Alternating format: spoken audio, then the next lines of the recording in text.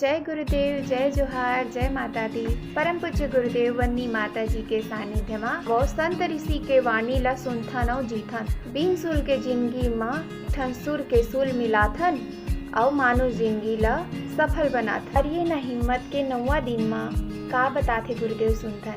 हंसत रहो, मुस्कुरावत रहो, यही आशीर्वाद ला सिर माथे धरथन।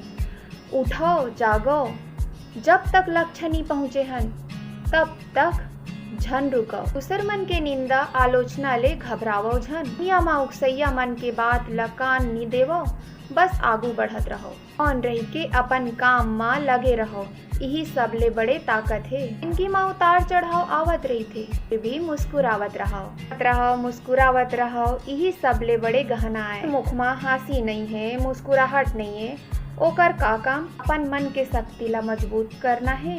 तो दूसर मन के आलोचना के चिंता मत कर।